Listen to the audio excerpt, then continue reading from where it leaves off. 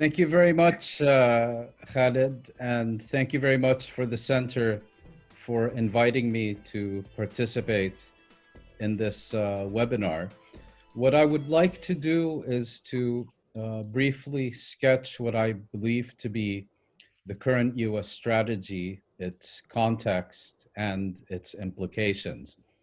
I think it's important to start with the observation that while we often hear that the United States is disengaging from the Middle East and pivoting towards Asia, something that we began to hear increasingly during the Obama years and has become even more pronounced during the Trump administration with all kinds of reports about withdrawal from the Middle East, I don't think is a very accurate reflection of reality. We may, as Mr. Khan said, no longer live in a unipolar world, but that by no means implies that the US is withdrawing from the Middle East. Many people have, for example, pointed to the fracking revolution, the shale revolution in the United States, as giving it energy independence, and therefore it no longer needs to be in the Middle East. Well, we only need to look at the energy crisis that happened earlier this year in the context of the COVID pandemic, and how it showed that the US was still very much part of an integrated global energy market, and that its own energy sector could not persist independently of the main oil producers in the Middle East, to show that it's still very much there, and particularly if US-Chinese geopolitical rivalry intensifies in the coming years, given that China is the main client for Middle Eastern energy and that the Middle East obtains most of its imports from China. That is, I think, another aspect where we will see continued US involvement and intervention in the region. So perhaps just by way of a preface, to point out that the US is neither disengaging nor withdrawing from the Middle East. Now, turning specifically to Arab-Israeli relations, including the question of Palestine, I think what we have been witnessing in recent years, particularly and most emphatically during the Trump administration, is a concerted US effort and campaign to resolve the question of Palestine and the Arab-Israeli conflict more broadly through a series of unilateral measures. I should add unilateral American measures, unilateral Israeli measures, increasingly also unilateral Arab measures, but not unilateral Palestinian measures. Those remain taboo, off the table, and to be confronted and defeated. Now, what is the purpose of these measures in this campaign? It is to remove the question of Palestine from the international, and insofar as possible, also from the regional agenda, to end the Arab-Israeli conflict, so to resolve both these basically on exclusively US-Israeli terms, and where they can be accommodated, Arab ones as well, at the expense of Palestinian rights, to end the Arab-Israeli conflict and to replace it with an Arab-Iranian confrontation. So among the unilateral measures we've seen are those, of course, relating to Jerusalem, to US recognition of Israeli sovereignty over the Golan Heights, to the US basically redefining the PLO as a terrorist organization and shutting its diplomatic mission in the United States, and a whole host of other measures. What the US and Israel are basically seeking to achieve, where possible with Arab participation, is to replace international law and the existing international consensus on a resolution of the question of Palestine and the Arab-Israeli conflict with the principle that might makes right. and that the only criteria for any resolution should be the raw balance of power between Israel, the Palestinians, and the Arabs. Excuse me. And in this respect, again, I think annexation is the best example. We also, of course, have the U.S. attempt to redefine Palestinian refugees out of existence and eliminate the refugee question. And all this came to a fruition with the recent US initiative, January 2020, Peace to Prosperity, the brainchild of the Trump administration's Metternich in residence, son-in-law and senior advisor, Jared Kushner. Now, it's become fashionable to say that the Trump administration has fundamentally transformed US policy towards the Arab-Israeli conflict and the question of Palestine, and that its policies represent a radical departure from those of previous administrations. In some respects, that may be true, but I think as a general observation, I think it would be more appropriate to say that Trump has placed traditional US policy on steroids, and if anything, is taking them towards their logical conclusion rather than taking them in a radically different direction. So, for example, on Jerusalem, you have a whole series of congressional resolutions that actually form the basis for the Trump administration's actions on it, similar with regard to the PLO. And in other respects, there is a whole, let's say, history of practice by successive administrations that laid the basis for many of the policies that are being pursued by the Trump administration.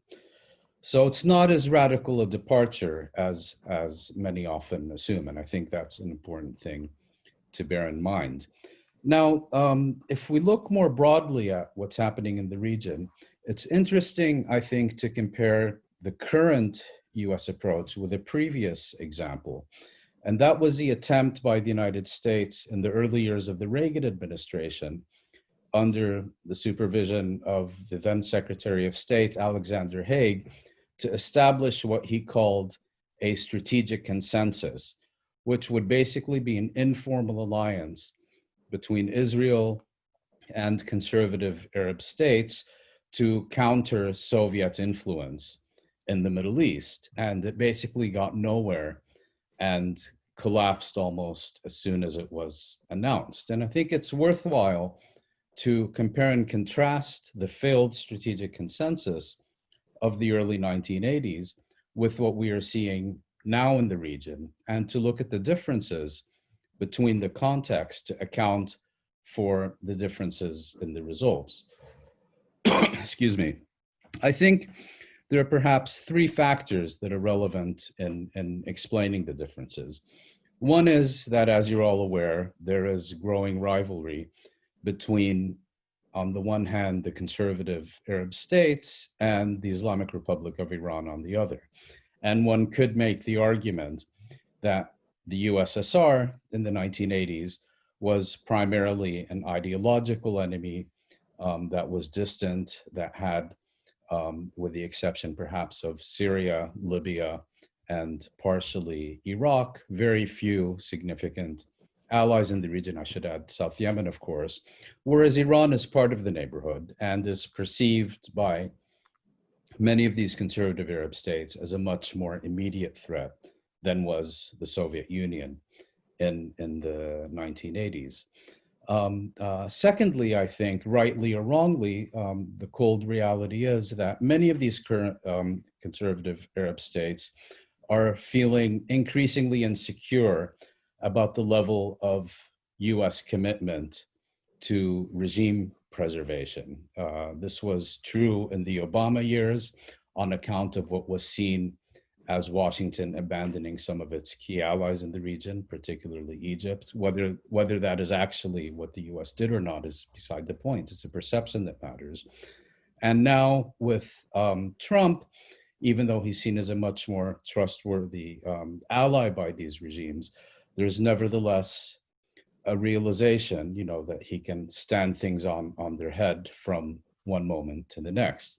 Secondly, I think there's a much more solid basis for an alliance between Israel and some of these conservative Arab states in the context of what is now a decade of upheaval in the Arab region, in the Arab world, and a equal determination by Israel and conservative Arab states to preserve the status quo and prevent the success of any popular uprisings or efforts to change the nature of the region's regimes.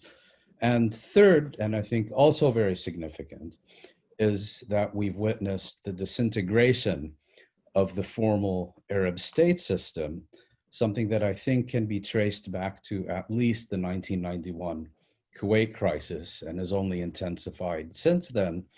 And more recently, also the disintegration of the Palestinian national movement. I think those two are important factors as well. Now, finally, with an eye on the clock, looking towards the future, what can we expect? I think it's important to point out that the international response to these US, Israeli, and in some respects, US, Israeli, Arab attempts to reformulate the region and to replace international law and the international consensus with the principle that might makes right, the response has been fairly tepid. If we look, for example, at the European Union, at Russia, at China, at Canada, at the level of formal declarations, they have often hit the right note, not always, but often. But in terms of actions, as we saw, for example, with the Israeli proposal to annex West Bank territory, none of them spelled out clearly what price Israel would have to pay for this flagrant violation of not only international law, but also the international consensus on a resolution of the conflict. The regional response, I think, has been similarly tepid. And if we look at the most recent agreements, there's in fact Israel has been rewarded for putting annexation on the agenda in the sense that the United Arab Emirates used the postponement of annexation as a pretext for engaging in formal diplomatic relations with Israel. By way of conclusion, I would say that I think it's important to view these issues as the litmus test for the integrity and, in some respects, particularly if Trump wins re-election, the very survival of the international system, its norms and values that were established in the aftermath of the Second World War. In other words, I believe that Washington is using the question of Palestine rather than, let's say, Venezuela or NATO or Iran as the battering ram with which to dismantle the system and to destroy these norms and values, precisely because that is an issue on which there is significantly more and extensive bipartisan support within the United States than there would be on many of these other issues. Now, finally, I think the obvious question that remains is, will this work? I think it's difficult to say. I think at the end of the day, it's unlikely to work. We're now looking at a region in chaos at a particular point of weakness that has yet to find its new equilibrium. It's not a situation that will sustain indefinitely. And at the end, there are simply key players that do not have the option of capitulation. So that's one. But even that being the case, this campaign, I think, as we've already seen, does have the capacity to inflict enormous damage. And I think in the years to come, again, particularly if Trump is reelected, we will see terrible pressure on the Palestinians in the Gaza Strip and elsewhere to either capitulate or disintegrate. And I think we need to bear this in mind. And another reason that I think it's unlikely to work is that as we look at the region in recent decades, and particularly the last 10 to 15 years, I would note that the initiative is increasingly in the hand of non-state actors rather than formal states and governments. And so I think this will complicate these efforts as well. And on that note, thank you, and I'll end it there.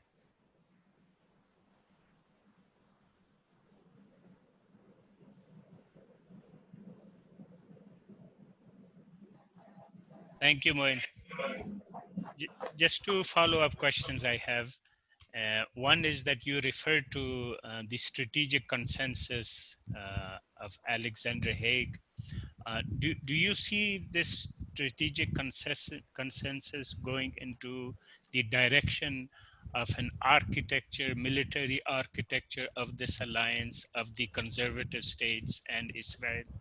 Number one. And second question is, where down the line do you see Saudi Arabia entering officially into this recognition of Israel? Yeah. Is this just a matter of time, or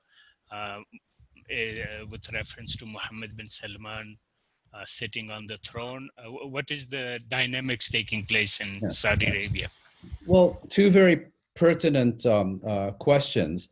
On the first, I would argue that maybe alliance is too large a term, but certainly that relationship is already there in terms of the security relationship and increasingly a military one as well. Now, you mentioned Iran, and I think it is fair to say that joint fears or shared fears with regard to what is perceived as Iranian threat initially formed the basis for the development of this coalition, alliance, whatever you want to call it.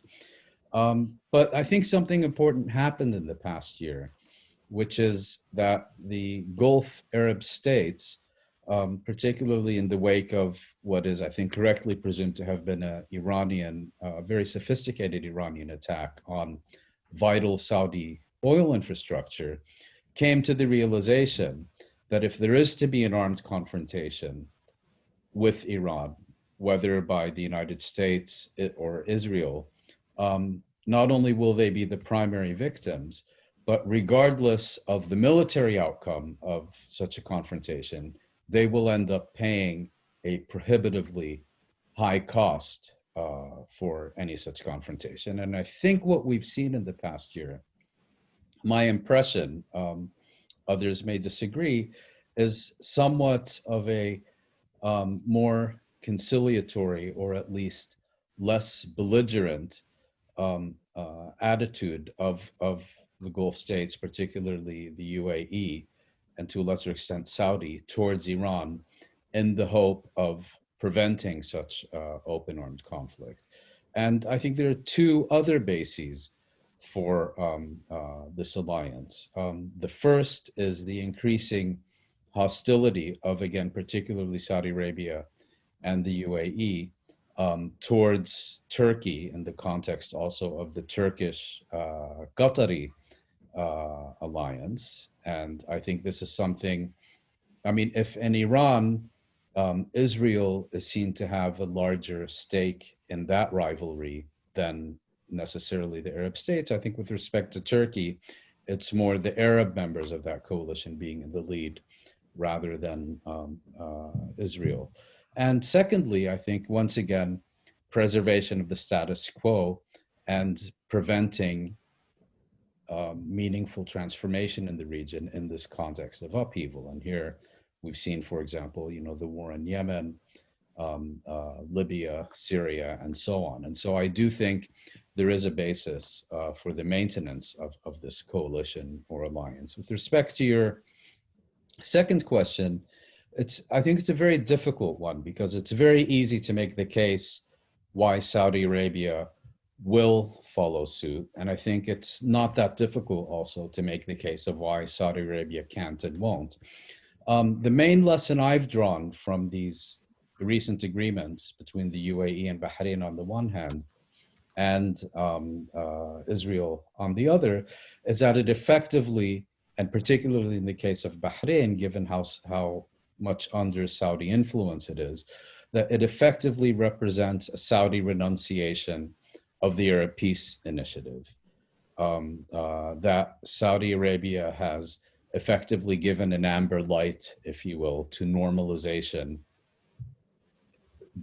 in the context of continued Israeli occupation of Arab territory, and thus has effectively pulled the rug out from under the organizing principle of the Arab Peace Initiative. That's number one. Number two, I think there is an important difference between Saudi Arabia and a number of these other Gulf states, which is that Saudi has a much larger population, or at least a much larger indigenous population, if you will. And I think it is much more difficult for Saudi Arabia to act in contempt of public opinion than it is for some of these smaller monarchies. And another factor, I think, is that Saudi Arabia also has two other factors it needs to take into account, which don't really play much in the cases of the UAE and Bahrain. The first is that Saudi Arabia sees itself as a leader of the Muslim world. And the second, that it is very cognizant of its religious, ideological, whatever you want to call it, rivalry with Iran. Now, having said that, one can see a basis where, for example, in exchange for providing Riyadh with a custodianship over the Haram al-Sharif that is currently exercised by Jordan, Saudi Arabia would normalize relations with Israel and claim victory. If you would have asked me this question a week or two ago, I would have said that what happened with the UAE and what happened with Bahrain should be seen not only as Emirati and Bahraini initiatives, but also as a Saudi initiative, basically saying, okay, we'll give you the Emirates, we'll give you Bahrain, but at this stage, we're not in a position to do so ourselves. And Israel will need to do more for us to justify doing something similar. But again, you know, when you have a impetuous and reckless leader like Mohammed bin Salman in charge of Riyadh, particularly if he manages to ascend to the throne, and should this happen in the context of a second Trump administration, I certainly wouldn't exclude anything. Thank you, Mouin. Before I go to my second speaker, Andreas, one other question, if you can shed light on how much pressure has been put on the Palestinian leadership by the external forces to come to a negotiated settlement. What leverages have they used on the leadership in Palestine, the political parties also? Well, there has been significant leverage, but not really to negotiate. As I tried to explain, we're now very much in an era. I mean, if you look at the Oslo years and before that, the objective was a negotiated agreement whereby the Palestinians acquiesce in, for example, partial Israeli annexation, normalization between Israel and Arab states. The Palestinians were seen as providing the key to the resolution of the conflict, and their formal acquiescence through a negotiated settlement was seen as a prerequisite and a requirement. Now that's not the case anymore. We're living in the era of unilateral measures. And so there was no pressure on the Palestinians, for example, to accept any of these measures that have been taken by the US or Israel or more recently Arab states. The purpose seems to be to marginalize them, to make them a non-factor, and to resolve these issues without even consulting them. I think in the Emirates, there is one factor that hasn't often been mentioned, which which is that within the Palestinian arena, people always speak of the rift and schism and rivalry between Fatah and Hamas, but don't forget that there is also a third factor, and that is Mohammed Dahlan, the former Fatah strongman in Gaza and close associate of Mahmoud Abbas, who's now actually a national security advisor in Abu Dhabi, and views himself as a potential Palestinian successor to Mahmoud Abbas. And I think that angle plays here as well. But there has been huge pressure on the Palestinians, you know, in the Gaza Strip and the West Bank through UNRWA, on the refugee question and so on, but not to come to the negotiating table and sign on the dotted line. I think the only people who have that illusion are Donald Trump and Jared Kushner. I don't think anyone else with even elementary knowledge of the Middle East maintains the illusion that this is a meaningful diplomatic process in which the Palestinians can be persuaded to participate.